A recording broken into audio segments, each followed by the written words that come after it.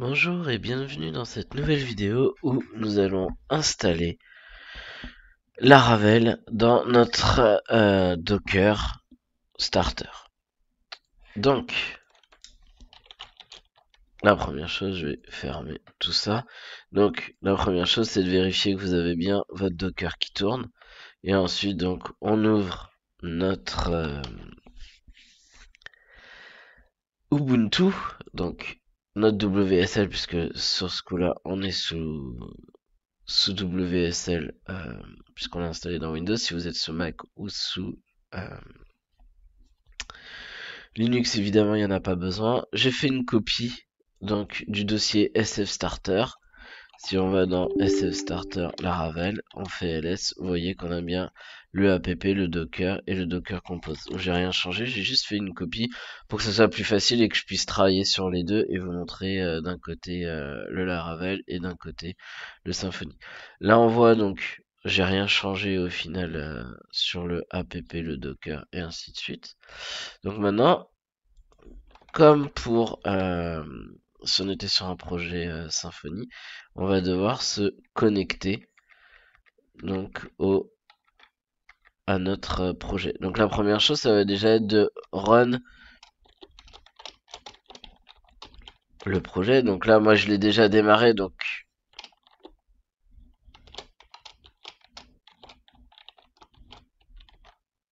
voilà. Donc il va démarrer. Vous, il risque peut-être de faire l'installation. Alors, qu'est-ce qui s'est passé?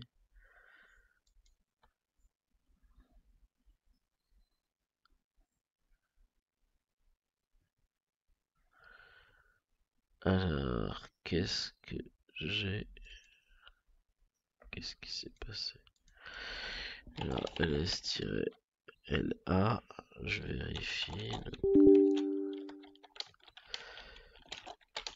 Bon, si c'est comme ça, on va...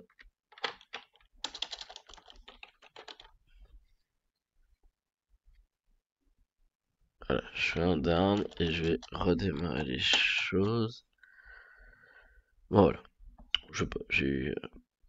Vu que j'ai fait quelques tests, c'est possible qu'il y ait quelques soucis. Donc, évidemment, si on clique normalement ici, vous avez bien donc une erreur puisque si je retourne ici, on voit que le dossier app est vide.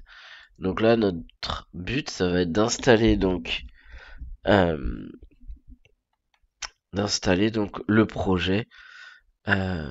le projet, euh, Symfony, le projet Laravel, pardon, directement dedans. Donc si je remonte, on va retrouver ma commande que vous avez déjà vue dans la vidéo sur Symfony. Voilà, c'est celle-là où on fait un sudo docker compose, exec pour exécuter. Dans le 3W, je vais exécuter bash. Donc bash, en gros, c'est le programme de ligne de commande. Donc là, on a plusieurs solutions. Donc on va installer globalement,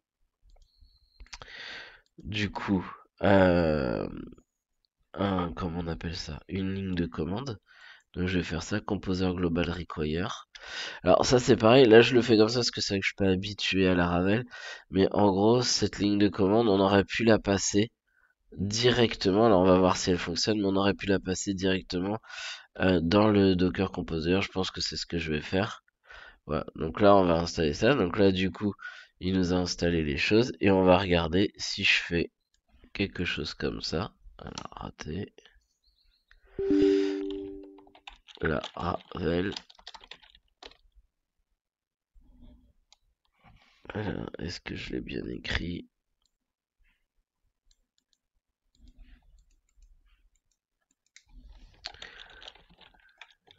Donc là, il le...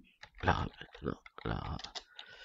Là, j'ai l'impression qu'il ne le reconnaît pas. Alors, on va juste ressortir pour voir ce que parfois... Bon, il n'en veut pas. Alors, on va juste faire un ls-la, on voit qu'il n'y a rien. Bon, il nous a installé les choses a priori globalement, mais j'ai pas l'impression qu'il nous ait installé quoi que ce soit.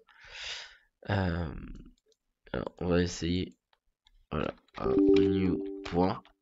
Et là, il nous dit que Laravel, il connaît pas. Alors, bon, je sais pas pourquoi, avec le... Normalement, ça aurait dû fonctionner vu que Composer était installé. le global require, normalement ça aurait dû fonctionner, mais ça veut pas. Donc c'est pas très grave. On va, du coup, comme je vous ai montré sur Symfony, on peut directement aller chercher le composer create project qui va nous permettre de créer un projet. Et comme ça, on va faire ça, voilà. On voit qu'il nous installe les choses directement, en fait, dans le répertoire courant. Voilà, donc là, voilà. Il nous dit que tout s'est bien installé. Si on fait un ls-l, on se retrouve donc avec un vrai projet, avec app, artisan. Le projet a l'air d'être bien créé, on a même vite config, donc ça c'est plutôt cool. C'est peut-être le point fort de Laravel par rapport à Symfony. Ils utilisent donc vite qu'il a le, le dernier bundler JavaScript, donc ça vous permet en fait de configurer votre JavaScript beaucoup mieux qu'avec Webpack, qui est ce qui est utilisé sur Symfony. Mais bon, je pense que Symfony finira par changer. Donc maintenant qu'on a notre application, on voit qu'on a notre dossier public. Alors ce que je vous propose, c'est qu'on aille ici. On retrouve bien nos fichiers, tout va bien. On a donc notre dossier public, on a un index.php. Donc voilà, vous voyez il démarre les différentes choses. Donc on va regarder si ça marche. Théoriquement, on devrait voir quelque chose s'afficher. Donc, bah, on retourne ici, on va faire un refresh. Voilà. Donc là, on a cette petite erreur. Il nous dit qu'en gros, il ne peut pas écrire dans le fichier storage log Laravel. Alors, ce qu'il faut savoir, c'est que notre serveur Apache, donc celui qui rend les fichiers, il a un user en fait sur lequel il est lancé qui est www-data. Et en fait, nous, si on regarde, là je vais faire ls-l, on voit qu'en fait c'est root qui a créé les fichiers. Donc ça va poser un souci. Alors il y a plusieurs choses qu'on peut faire. La première étant ici, on va pouvoir faire un shown. Alors 3w data 2.3w data de storage et on va faire tiret grand R. Hop, comme ça. Donc là j'ai changé les droits. Si je fais ls-l pardon, voilà, on voit que c'est bien 3w data. Si je rafraîchis, voilà, on voit que là la page elle est bien installée. Donc vous avez votre Laravel qui est installé nickel dans votre projet. Donc là c'est plutôt bien. Le petit inconvénient quand même de tout ça, c'est que si par exemple, je sais pas, le fichier de config, j'ai envie de sauvegarder, ben voilà, vous voyez qu'en fait il va me dire que je peux pas sauvegarder. Alors, là je vais dire de pas sauvegarder, donc il va falloir qu'on trouve une solution. Donc ce que je vous conseille, c'est CTRL-D, CTRL-C, CTRL-D. On sort du coup de notre conteneur, là on peut faire ls- ls-l. Alors là on voit qu'on est bon, donc on va rentrer dans le dossier app ls-l. Voilà, et on voit que là tout est à route alors que le dossier app appartient à 3W. C'est normal, c'est parce qu'on a créé le projet alors qu'on était à l'extérieur du... Enfin, alors qu'on était connecté en route dans notre container. Si vous regardez ici, par défaut, on était bien en route quand on a lancé la commande de création.